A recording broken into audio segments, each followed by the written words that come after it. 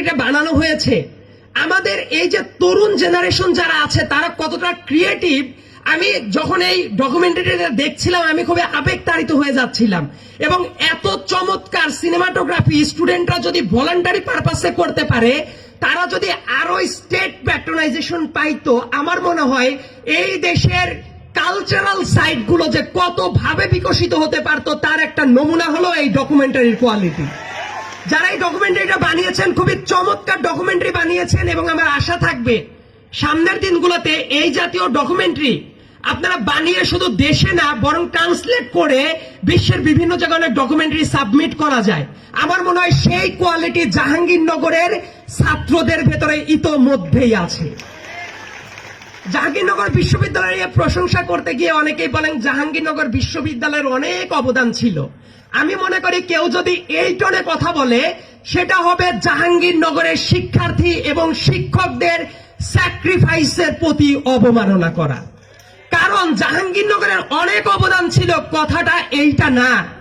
জাহাঙ্গীরনগর ছিল উত্তরবঙ্গের এই প্রবেশদ্বারে একটা অবিচ্ছেদ্য দুর্গ, এবং এই দুর্গটা যদি না থাকতো ঢাকার দিকে ওই আওয়ামী স্বৈরাচারের যারা তল্পিবাহক ছিল তারা অনেক বাজেভাবে আক্রমণ করতে পারত।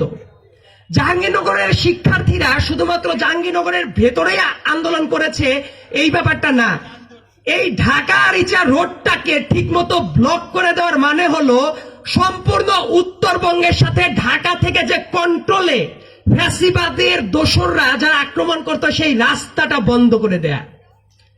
আমার একটা ঘটনা মনে পড়ে, যেহেতু আন্দোলনের সময়গুলোতে প্রত্যেকটা ঘটনা আমি ইমিডিয়েটলি সোশ্যাল মিডিয়ায় পাবলিশ করতে থাকতাম যাতে সব দিকে অ্যাটেনশনটা পায়। আজকে এই জায়গায় অনেক মিডিয়া আছেন, সবচেয়ে আক্ষেপের একটা ব্যাপার কি, আমার মনে হয় যে প্রত্যেকটা জায়গায় যার যা অবদান সেই জায়গাটা আমরা কেন যেন সবকিছু একদম ঢাকামুখী করে ফেলি।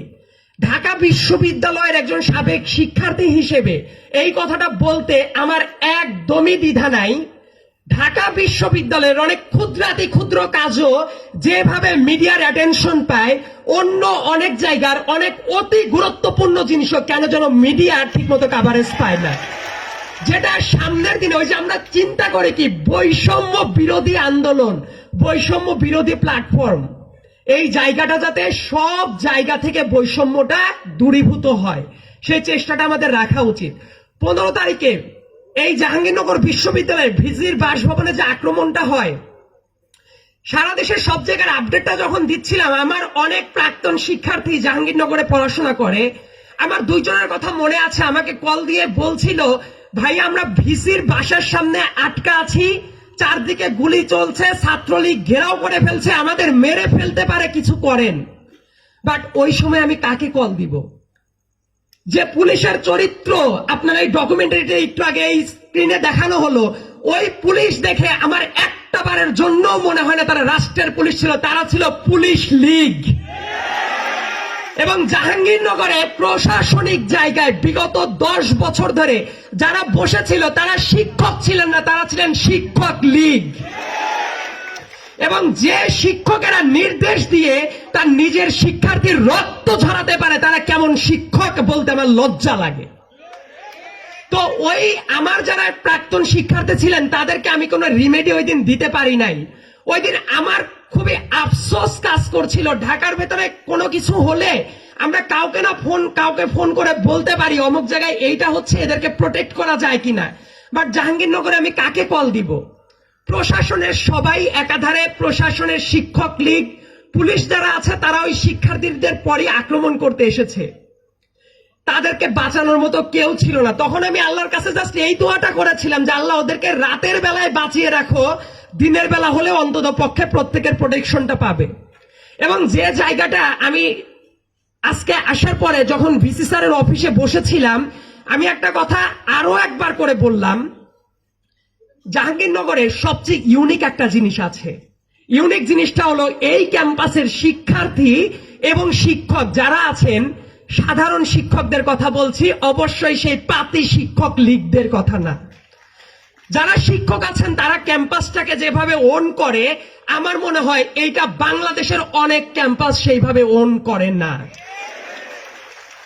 এই জাহাঙ্গীরনগর বিশ্ববিদ্যালয়ে যে মুহূর্তে শিক্ষকেরা দাঁড়িয়ে মানববন্ধন করছিলেন, আমার মনে পড়ে শহীদ মিনারের পাশে দাঁড়িয়ে একজন শিক্ষক উনি কথা বলছিলেন, আমার কাছে মনে হয় ওইটা ছিল বিপ্লবের কবিতা।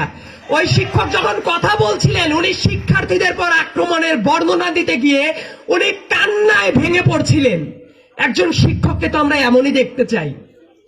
জাহাঙ্গীরনগরের শিক্ষকেরা যখন শিক্ষার্থীদের পাশে দাঁড়িয়ে তাদেরকে সমর্থন যোগাচ্ছিল, আমার ঢাকা বিশ্ববিদ্যালয়ের অধিকাংশ শিক্ষক তখন শেখ হাসিনার তোষামোদী করছিল।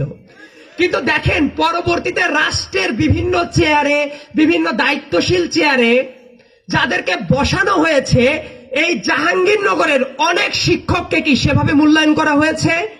আমার পার্সোনাল অ্যাসেসমেন্ট হলো এইটা করা হয় নাই। যেটা সত্য কথা সেটা বলা উচিত। আমরা আমাদের পার্সোনাল বায়াসনেস থেকে যদি না বের হতে পারি, তাহলে নতুন বাংলাদেশের স্বপ্ন দেখার আগেই তো লুণ্ঠন হয়ে গেল। এমনকি জাহাঙ্গীরনগর